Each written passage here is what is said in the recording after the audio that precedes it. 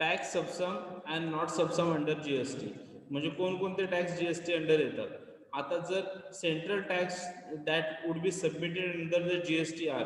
आता असे सेंट्रलचे कोणकोणते टॅक्स आहेत की जीएसटी मध्ये कन्वर्ट झाले, तर ते आहेत central excise duty, duty of excise, medicine and toilet preparations, then additional duties of excise, goods of special importance, then additional duties of excise, textiles and textile products, additional duties of customs, commonly known as CVD, then special addition duty of customs, SAD, then service tax, central surcharge and cesses for as they relate to supply of goods and services.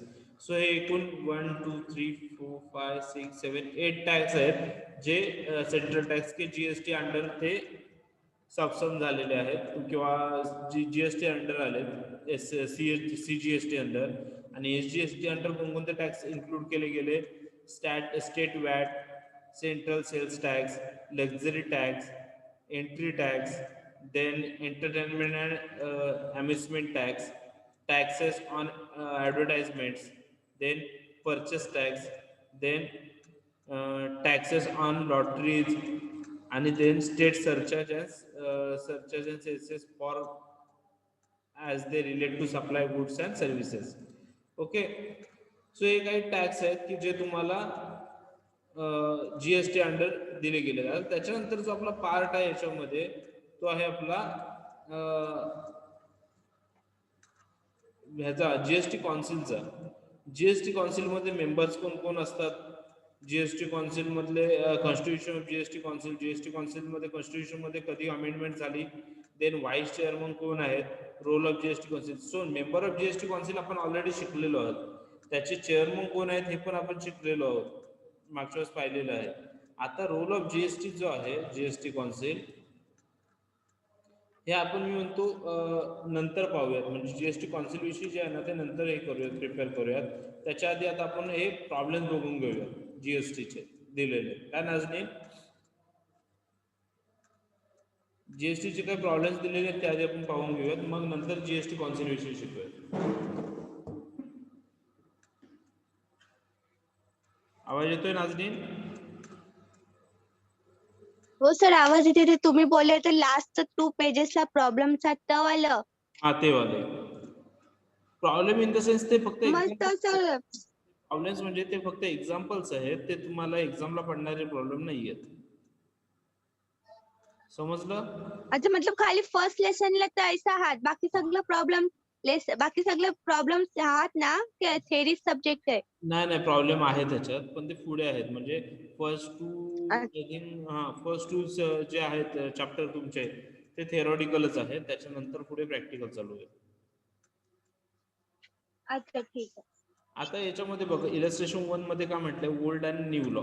म्हणजे जुना जो law होता, जुने जे taxes होते त्याच्यानुसार आणि नवीन टॅक्सेसनुसार प्रोडक्टच्या प्राइसमध्ये कशा पद्धतीने डिफरन्स पडतो ते त्यांनी दिलेलं आहे. आता बघ, market value of goods is ₹10,000 and excise duty is ₹2,000 and VAT is ₹3,000. Then value which will you make from the customer is. आता जर प्रोडक्टची बेस व्हॅल्यू आहे, मार्केट व्हॅल्यू आहे 10,000, त्याच्यावरती एक्साइज ड्युटी किती लावलेली आहे 2,000 आणि वॅट किती आहे 3,000. म्हणजे त्या प्रोडक्टची कस्टमरला पोहोचपर्यंत त्या प्रोडक्टची प्राइस किती होते,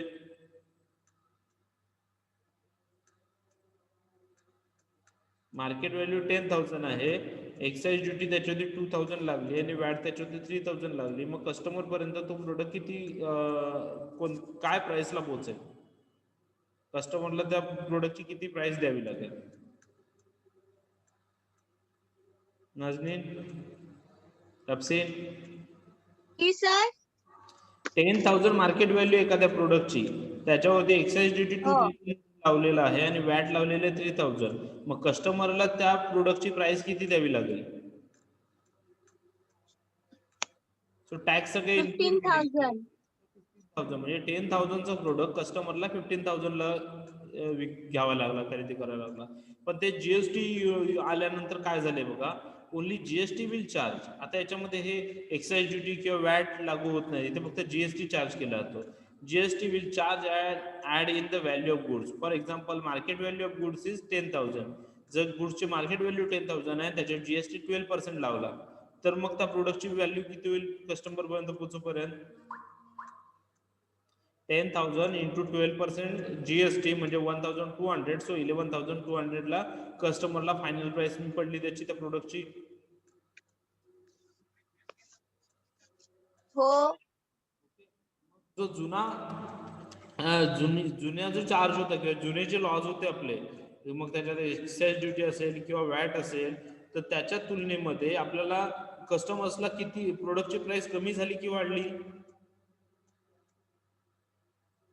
जर जुन्या लॉ सोबत जर कंपॅरिझन केलं तर कस्टमरला प्रोडक्टची व्हॅल्यू कमी झाली की वाढली?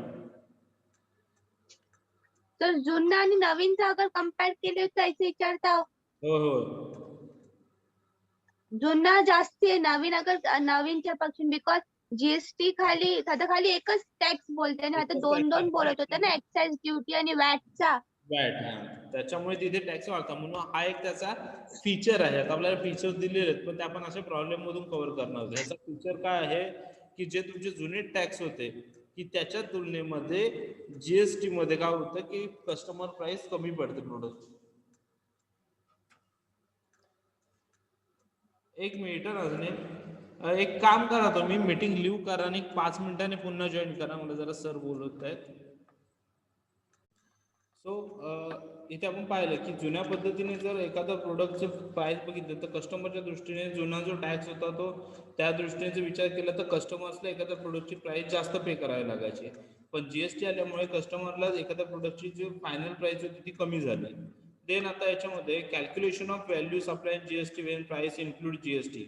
ज्या वेळेला जीएसटी इन्क्लूड केली जाते त्यावेळेस कशा पद्धतीने तुमचं चेंजेस होतात ते दिले बघा. Format to arrive tax value when the price inclusive of GST. Tax amount is equal to value exclusive of X GST rate divided by 100 plus GST rate. Then value of supply, value inclusive of tax divided by 100 plus GST rate into 100. आता हे आपल्याला नंतर use करायला लागणार formula, आता आधी काही गरज नाही बघायची. इलस्ट्रेशन नंबर 2 बघ, exclusive GST tax amount given. आता इथे काय होतं, मी तुम्हाला काल सांगितलं होतं बघा, परवा पण मी शिकवताना हेच सांगितलं तुम्हाला. तेजस पण सुद्धा म्हटलं बघा की सर मला जी आर नवीन नवीन येत असतात गव्हर्नमेंटचे, तेव्हा मी त्याला सांगितलं तू स्टडी करतोस मग बाकीच्यांचं काय, कारण तुम्हाला हे जे बदलणारे रेट आहेत प्रत्येक प्रोडक्टचे हे तुम्हाला लक्षात ठेवणं गरजेचं आहे किंवा त्याचं स्टडी करणं गरजेचं आहे. मग हे प्रत्येक गोष्ट तुमच्या टेक्स्टबुक मध्ये दिलेलं नसेल आता, कारण नाजने तुम्हाला माहिती आहे की हे जे टॅक्स रेट आहेत हे कधीही चेंज होऊ शकतात. ह्याचं काही हे नाहीये की आज मग तुमचं बुक आज जर हे झालं, आज जर बुक तुम्हाला मी शिकवते, या वर्षीचं बुक जर तुमचं पब्लिश झालं टेक्स्ट बुक, त्याच्यानंतर काही दिवसां म्हणजे त्या पब्लिश झाल्याच्या तर काही दिवसानंतर कदाचित तुमचं हे बंद होऊ शकतो, म्हणजे टॅक्स रेट चेंज होऊ शकतो. म्हणजे तुम्ही जे बुक मध्ये रिफर करतो तो टॅक्स रेट असणार असेलच याची गॅरंटी नाहीये, टॅक्स रेट चेंज होऊ शकतो. मग टॅक्स रेट जर चेंज होतो तर त्याची तुम्हाला अपडेट राहणं गरजेचं. तुम्ही फायनान्शियल स्टुडंट आहेत, तुम्हाला त्या टॅक्स रेट सोबत अपडेट राहणं गरजेचं आहे. त्याच्यामुळे कोणत्या गोष्टींवरती किती जीएसटी लागू होतो हे तुम्हाला माहिती असणं गरजेचं आहे. आता इथे बघा हा क्वेश्चन मध्ये काय म्हटलंय, mister Ram in Karnataka supplies a television of mister Shyam in Maharashtra. काय म्हटलंय त्यांनी, mister Ram in Karnataka supplies a television to mister Shyam in Maharashtra. आता हे विदिन 2 स्टेट झालं, बरोबर आहे वैभवी नाजनीन, बरोबर आहे. हे जे ट्रान्झॅक्शन आहे काय झालं, विदिन 2 स्टेट झालं. राम इन कर्नाटका, जो कर्नाटकातला राम आहे त्याने काय केलं की टेलिव्हिजन कुणाला सप्लाय केला, श्याम इन महाराष्ट्र, महाराष्ट्र मधल्या श्यामला त्यांनी सप्लाय केला. म्हणजे विदिन 2 स्टेट ट्रान्झॅक्शन आलं. मग याच्यावरती कोणता जीएसटी लागू होईल सांगा मला.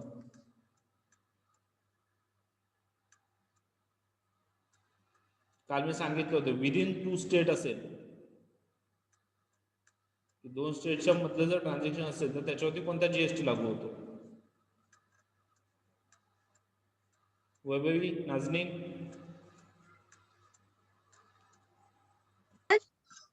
कोणता, काय सर बोलल्या. आता हे ट्रान्झॅक्शन ह्याचं ट्रान्झॅक्शन वाचणं ते काय आहे ते म्हणजे mister Ram in Karnataka supplies a television to mister Shyam in Maharashtra. म्हणजे जो कर्नाटकामधला राम आहे त्याने काय केलंय की महाराष्ट्रामधल्या श्यामला टेलिव्हिजन सप्लाय केलंय. मग हे ट्रान्झॅक्शन विदिन 2 स्टेट झालं, बरोबर आहे, कर्नाटक आणि महाराष्ट्र. हो. याच्यावरती कोणता जीएसटी लागू होईल? CGST, SC GST, UT GST, IGST, कोणता जीएसटी लागू होईल इथे?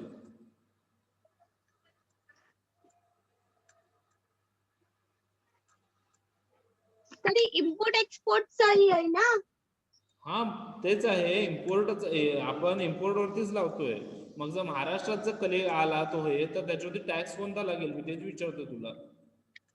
मग ती आयजीएसटी तर लागल. बरोबर, आयजीएसटी लागेल, कारण विदिन 2 स्टेट आहे, एका स्टेटमध्ये नाहीये, म्हणजे सॉरी विदिन 2 स्टेट म्हणजे बिटवीन 2 स्टेट्स, विदिन स्टेट नाहीये, म्हणजे फक्त तुमच्या स्टेटमध्ये नाही तर 2 स्टेटमध्ये झालेलं ट्रान्झॅक्शन आहे, त्याच्यामुळे ह्याच्यावरती आयजीएसटी लागतो. आणि ज्या वेळेला विदिन स्टेट म्हणजे फक्त एका स्टेटमध्ये सप्लाय होतं, म्हणजे जसं मुंबईतून रत्नागिरीतून मुंबई किंवा मुंबईतून कोल्हापूर, सो असं ज्यावेळेला विदिन स्टेटमध्ये ट्रान्झॅक्शन होतं तेव्हा त्याच्यावरती 2 टॅक्सेस लागतात. कोणते? सीजीएसटी सेंट्रलचा आणि मग स्टेटचा एसजीएसटी. बरोबर आहे. सो म्हणजे इथे लागेल तुमचा आयजीएसटी.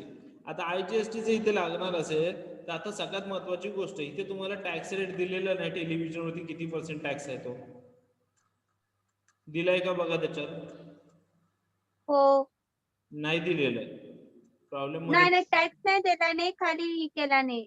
मग ह्यासाठी मी तुम्हाला म्हटलं की तुम्हाला टॅक्स रेट माहिती असणं गरजेचं आहे. आता बघा सोल्युशन मध्ये here GST rate applicable in television is 80%. आता हे सोल्युशन मध्ये दिले तेव्हा तुम्हाला कळतं की त्याच्यामध्ये 80% टेलिव्हिजन वरती टॅक्स रेट किती आहे? 80%. Since this is a interstate supply, type of tax applicable is IGST. Let us arrive at the value of IGST is in this case. आता या केसमध्ये मग आयजीएसटी किती होईल, किती लागू होईल? 50,000 झाली तुमची मार्केट व्हॅल्यू, बरोबर आहे. 50,000 किती झाली मार्केट व्हॅल्यू, इन्क्लुझिव्ह म्हटलं त्याने. Television price inclusive GST is ₹50,000.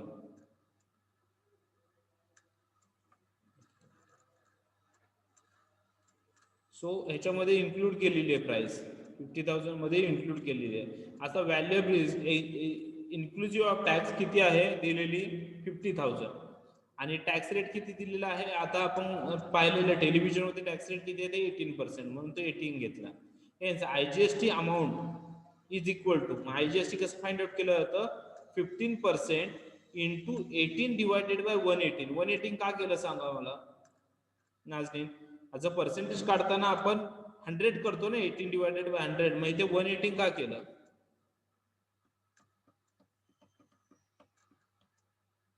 Vaibhavi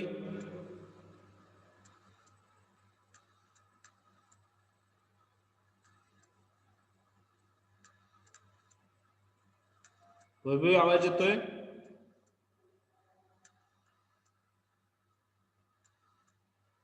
हापसीन पण सर आता ही नाही दिलेला आहे, मतलब टॅक्सचा रेट, जीएसटीचा रेट नाही दिलेला आहे. सो आपल्याला माहिती कसं होईल की 18 अँड ऑल दॅट टाइम? आपल्याला माहिती अशा पाहिजे की हा, मग किंमत काय आहे किंमत नाही. तेच मी सांगतोय. आता माझ्या मते तरी त्यांनी द्यायला हवा होता, पण जर त्याने दिलेला नसेल, सपोज एखाद्या प्रॉब्लेम मध्ये त्याने दिलेला नाहीये, द्यायला तर हवा होता पण दिलेला नाहीये, तर अशा वेळेस तुम्हाला माहिती असलं पाहिजे की त्या पर्टिक्युलर प्रोडक्ट वरती जीएसटी रेट किती आहे. समजलं नाचनी? हो हो. यासाठी तुम्हाला जीएसटीचा स्टडी करावा लागेल. म्हणजे जीएसटीचा स्टडी करण्यापेक्षा कोणत्या प्रोडक्ट वरती किती % जीएसटी आहे लागू केलेला आहे याचं नॉलेज तुम्हाला असणं गरजेचं आहे. आणि हे जे नॉलेज आहे हे तुम्हाला बुक मध्ये नाही मिळणार आहे, हे तुम्हाला स्वतःला घ्यावं लागणार आहे. मग तुम्ही इंटरनेटचा यूज करा किंवा कुठून या आणि प्रत्येक प्रोडक्ट वाईज त्याचे टॅक्स रेट काढून घ्या आणि ते प्रिपेअर करून ठेवा. कारण जर असा एखादा प्रॉब्लेम आला तर तो प्रॉब्लेम चुकीचा ठरत नाही. उद्या एखादा जर एक्झामिनरने असा प्रॉब्लेम टाकला की विदाउट टॅक्स रेट, आणि त्यांनी म्हटलं की फाइंड आउट करा, तर त्यावेळेस त्याची काही चुकी नाहीये, कारण टॅक्स रेट हा त्यांनी ऑलरेडी डिक्लेअर केलेला आहे. मग ते असे पकडून जातात की फायनान्सची मुले त्यांना टॅक्स रेट माहिती असेल. समजलं? हो. सो आता इथे 50,000 देन टॅक्स रेट 18. आता इथे 1 डिवायडेड बाय 118 का घेतले सांग मला? 50,000 इंटू 18 डिवायडेड बाय 118 का घेतलं? मला नाही माहिती. कारण इथे पण काय म्हटलं, ज्या वेळेला एक्सक्लुडिव्ह टॅक्स असेल, ज्यावेळेला टॅक्स तुमचा त्याच्यावरती इन्क्लूड केला नसेल, तेव्हा आपण 50,000 वरती डायरेक्टली 18% फाइंड आउट करू. बरोबर आहे? हो. पण इथे इन्क्लुझिव्ह टॅक्स म्हटलंय, म्हणजे त्या 50,000 मध्ये ऑलरेडी टॅक्स इन्क्लूड आहे. आलं लक्षात? हा. त्यामुळे आपण इथे 100 न घेता डिवायडेड बाय 118 घेतोय, कारण तो जो 18% आहे घेतलेला, तो त्याची बेस प्राइस काय आपल्याला माहितीच नाहीये ना. मार्केट व्हॅल्यू त्याची काय होती माहितीच नाही त्या प्रोडक्टची. आपल्याला फक्त त्याची टॅक्स इन्क्लूड केल्याच्यानंतर त्याची प्राइस किती झाली तेवढीच माहिती आहे. मग त्याची जर बेस प्राइस माहिती करून घ्यायची असेल तर त्यासाठी आपल्याला इथे 100 जो होता, सो प्लस त्यांना 18 पण घ्यावं लागेल, त्यावेळेस आपल्याला ते मिळेल. म्हणून ते 18 डिवायडेड बाय 118 घेतलेलं. आता नेक्स्ट टाइम सपोज असं विचारलं की 12% इन्क्लुझिव्ह मध्ये 12%, तर तुमचं हे काय येणार, फॉर्म्युला काय येणार? 50,000 इंटू 12 डिवायडेड बाय 112. 112. आलं लक्षात? ज्यावेळेला इन्क्लुझिव्ह असेल त्याच वेळेस. म्हणून आता इथे 50,000 इंटू 18 डिवायडेड बाय 118. सो किती आलं? 762711 येतं, म्हणून 7627 घेतलं आपण. रुपीज 7627. समजले नाजरीन? हो. देन नेक्स्ट, आता इथे आपण टॅक्स कॅल्क्युलेट करूया. Value of goods supplied. आता गुड्स ज्यावेळेला सप्लाय केली त्याची मार्केट व्हॅल्यू काय होती? सो 50,000 मायनस आपला आलेला जो टॅक्स आहे तो मायनस करायचा, कारण तो इन्क्लुझिव्ह आहे. 7627 म्हणजे आपल्याला त्याची मार्केट प्राइस मिळते 42,373 मिळाली.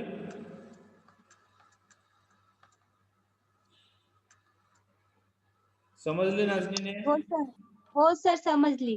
देन IGST 18%, ती किती आपण फाइंड आउट केली? 18%, 7,627, म्हणजे आपल्याला टोटल मिळाली 50,000.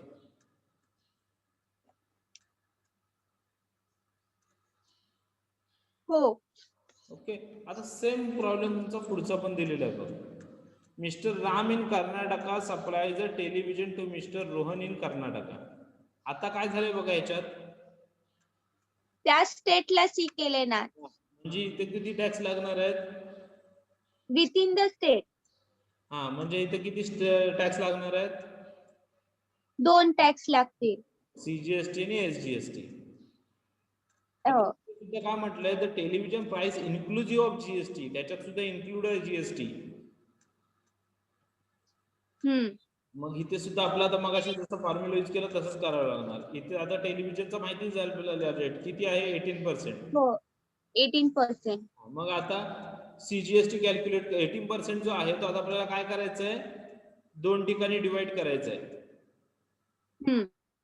9%. So sir, half of yield is the 9/9. Same राहतं, इक्वल. आपण काल शिकलोय बघा, टॅक्स मध्ये म्हटलंय त्याने की स्टेट GST, स्टेटचा आणि ह्याचा सेंट्रलचा दोन्हीचा GST इक्वल असतं. त्याच्यामुळे 18चा आपण हाफ ऑफ करणार. 9% स्टेटला देणार, 9% सेंट्रलला देणार. आलं लक्षात? सो आपण एकतर डायरेक्टली असं पण करू शकतो, 20,000 वरती 18% फाइंड आउट करून घे. 20,000 into 18 divided by 118. So answer मिळतं 3050 किंवा 3050. 3050 30 51 के 50 एक मिनिट किती आता 20,000 into 18 divided by 118 5084 येतं म्हणून 3051 घ्यायला लागेल आपल्याला.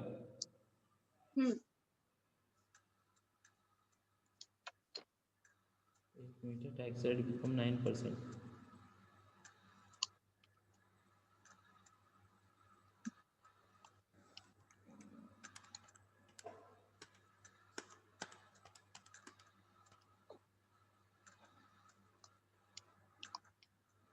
एक काम कर नाजनीन, आन्सर चुकीचं येतं ते आपल्याला 99% काढावं लागणार आहे.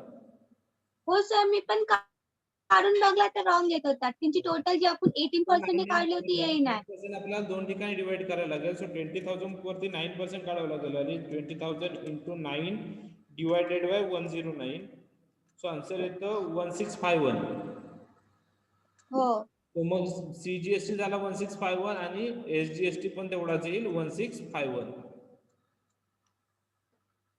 So 1651 plus 1651 is equal to 338. म्हणजे टोटल टॅक्स किती पेड केले आपण 3302. 3302. So value of goods supplies, goods किती 20,000 चे गुड्स आपण सप्लाय केले, त्याच्यातून आपण इन्क्लुझिव्ह टॅक्स असल्यामुळे टॅक्स मायनस करून घेतला, म्हणजे आपल्याला मार्केट व्हॅल्यू काय मिळाली 16,694. आता त्याच्यावरती SGST 9% आणि CGST 9%. हो. मग आपली टोटल व्हॅल्यू परत आपल्याला 20,000 मिळाली.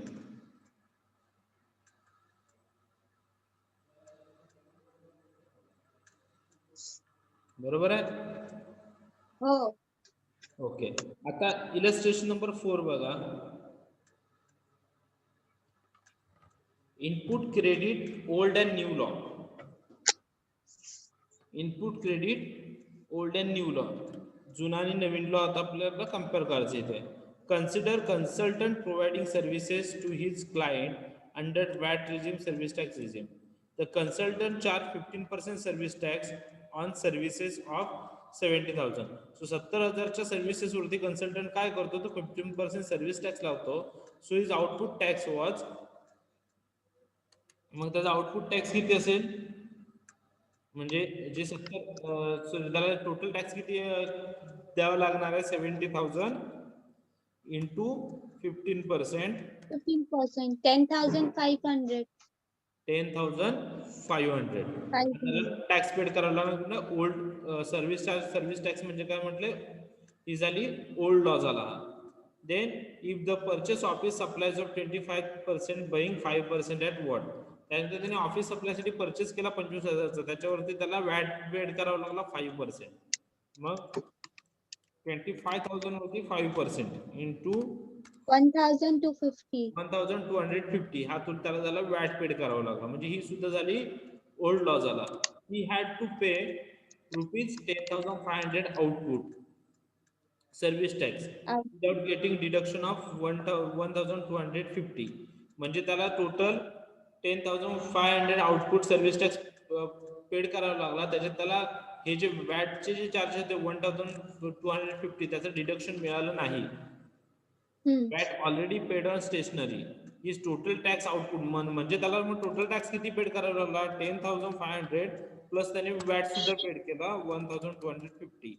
म्हणजे त्याला 11,750 टॅक्स पेड करावा लागला ओल्ड लॉने.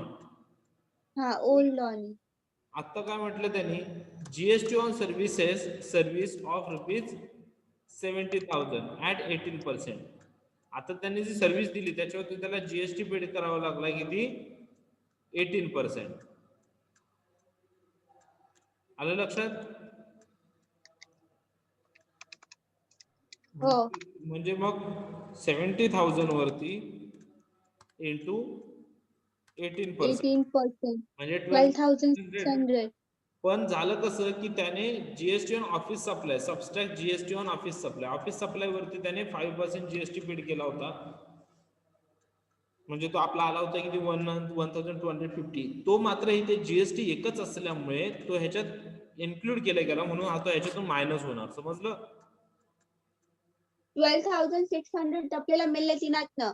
हा, त्याच्यातून हे 1250 मायनस होणार, कारण जीएसटी आपण एकदाच पेड करतो. मग त्याने जर 2 टाइम पेड केला असेल तर त्याला त्याच्यातून ते सबस्ट्रॅक्ट करून मिळतील. सो म्हणजे त्याला नेट जीएसटी किती पेड करावा लागला? 11,350. म्हणजे ओल्ड लॉ नुसार त्याला न्यू लॉ जो आहे तो जास्त कम्फर्टेबल वाटतो, कारण त्याला ओल्ड लॉ मध्ये जास्त टॅक्स पेड करावा लागला होता आणि न्यू लॉ मध्ये त्याला कमी टॅक्स पेड करावा लागतोय. समजलं? हो. हा सर. त्याच्यानंतर इथे बघा, आता हा पुढचा पण सेम आहे. त्याच्या पुढचा बघा, registration number 6, IGST retention. Mr. Shah, dealer in Gujarat, had sold the goods to a dealer in Punjab worth ₹1 lakh. आता शहाने गुजरात म्हणून पंजाबला पेड केलं, म्हणजे त्याने बिटवीन 2 स्टेट झालं, ट्रान्झॅक्शन बिटवीन 2 स्टेट. कुठला लॉ ह्याच्या जीएसटी कोणता लागेल? IGST वाला. IGST. The GST rate is 18% comprising of only IGST. आता 18% काय म्हटलं त्यांनी? जीएसटी ला म्हटलं. IGST किती? 18%. आता ह्याच्यात बघ दिलेलं आहे, मगाशी दिलं नव्हतं percentage. In such case, dealer had charged ₹18,000 GST. मग जर 1 लाख वरती 18% जीएसटी म्हणजे ते किती झाले? 18,000 IGST पेड करावं लागणार. मग हा जो IGST 18% म्हणजे हे 18,000 कोणाला जाणार मग? स्टेट गव्हर्नमेंटला की सेंट्रल गव्हर्नमेंटला?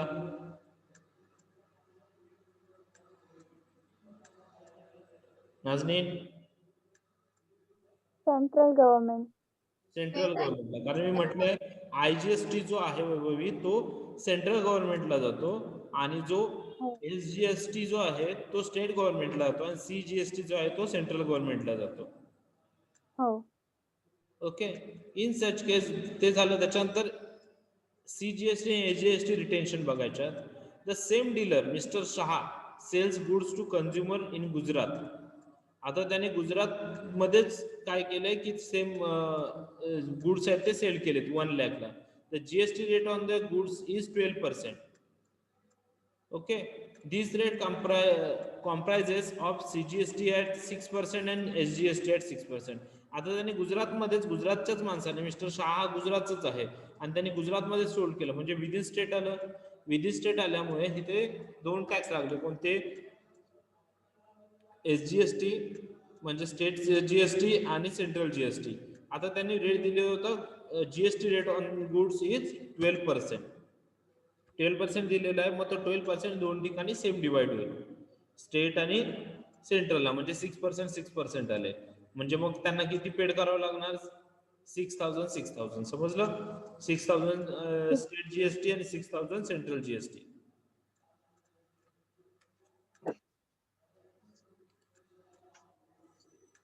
समजलं? हो. आता इथे हा आपला जसं चॅप्टर संपले. आता मी तुम्हाला सांगितलं आपल्याला काय राहिलेलं आहे याच्यामध्ये, जीएसटी काउन्सिल.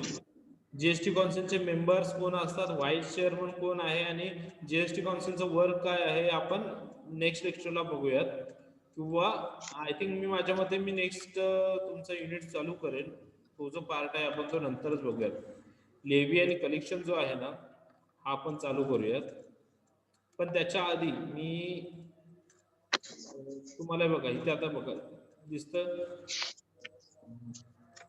41. याच्यात दिसतंय तुम्हाला sales time on the advertisement on radio Mirchi, margin from trading in futures. So दिसतंय हे सगळं तुम्हाला. किती एंट्रीज आहेत त्या? 127. वैभवी दिसतात 127 एंट्रीज? हो सर, दिसतंय. सो या 127 एंट्रीज तुम्हाला प्रिपेअर करावं लागणार आहेत किंवा ह्याचा चार्ट मी तुम्हाला पाठवेन. हा तुम्हाला प्रिपेअर करायला लागणार. ह्याच्यावर तुम्हाला कळणार आहे की कोणत्या गोष्टी टॅक्सेबल आहेत आणि कोणत्या नॉन टॅक्सेबल आहेत इनडायरेक्ट टॅक्स मध्ये. हा सर. सर ह्याची पण तुम्ही PDF पाठवाल ना आधीच्या ह्याची PDF SSMC पाठवायची? आणि हे बघा याच्यात प्रॉब्लेम्स आहेत आपल्याला बऱ्यापैकी. याच्यात भरपूर प्रॉब्लेम आहेत, म्हणजे आय थिंक हा सगळा थेरॉटिकलच आहे चॅप्टर सेकंड वाला.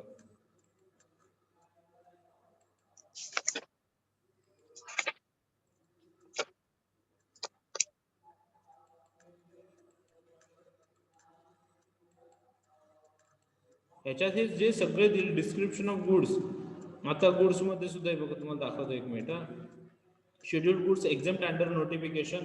आता कोणकोणते गुड्स एक्झाम केलेले आहेत ते गुड्स तुम्हाला इथे लिस्ट दिलेली आहे. Potatoes, fresh chilled, tomatoes, fresh or chilled, then similar include frozen seems, all goods, hoof meal, horn meal, hooves, claws. म्हणजे तुमचे जे ऍग्रिकल्चर मध्ये आपण जे हे म्हणतो ना, की त्याच्यामध्ये सुद्धा तुम्हाला कोणकोणत्या गोष्टी एक्झाम्प्ट आहेत त्या दिलेल्या आहेत. सगळ्याच गोष्टी एक्झाम्प्ट नाही आहेत, त्या इथे तुम्हाला दिलेल्या आहेत. Fish, live fish, fish, fresh or chilled, exclusive fish fillet and other fish, meat of heading 0304. So हे तुम्हाला सगळे दिलेले आहे. हे तुम्हाला प्रिपेअर करायला लागणार. मी चार्ट आहेत ना, हे चार्ट तुम्हाला एक्सप्लेन करत बसणार नाहीये मी. डिस्क्रिप्शन ऑफ गुड्स, कोणकोणते गुड्स येतात त्याच्यात. सो हे सगळे चार्ट मी तुम्हाला पाठवेन, हे तुम्हाला स्वतः प्रिपेअर करावे लागणार आहे. ओके वैभवी? कारण हे जर आपण फक्त चार्टच जर एक्सप्लेन करत बसलो तर आपला खूप वेळ वाया जाणार आहे. हा ठीक आहे. कारण आता ते एक्झाम्पल्स घेतलं ते लिहायचे. हा, मी एक्झाम्पल आहे त्याच्यात. एक्झाम्पल घेताना आपण तो चार्ट पुढे ठेवायचा, म्हणजे आपल्या आपोआप लक्षात येईल ते. हा, ते सॉल्व आपल्या नोटबुकला लिहायचे. हा, नोटबुकला लिहून ठेवलं तरी चालेल तुम्ही.